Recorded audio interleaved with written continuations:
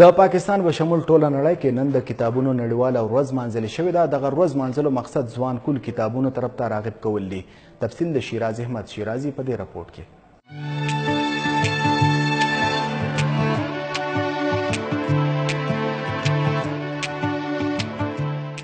د ټکنالوژي او د انټرنیټ استعمالولو له وجې که یو خوا د کتاب لوستونکو په شمیره کې کمې راغلې، نو بل خوا نن هم داسې ډېر خلک شته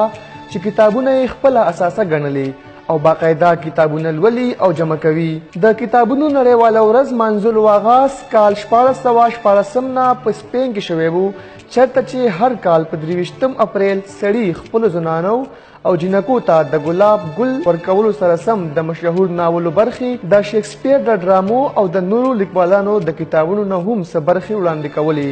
چې وروسته یې د متحده قومونو ادارې یونیسکو جنرال کونسل دغه ورځ په 23 اپریل کال 1995 کې د کتابونو عالمي ورځ وګرځوله. دغه ورځ د نړۍ د نورو ملکونو په شان پاکستان کې هم مانځل کیږي، خو له بده مرغه لایبریانو د کمې په وجه خلکو ته کتاب لوستلو کې ډېرې ستونزې مخې ته راځي.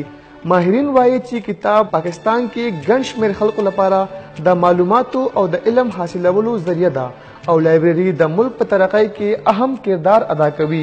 ولې په ملک کې د لایبریانو کمې او موجوده لایبریانې د حکومت له طرفه نظرانداز کول لمحه فکریه ده.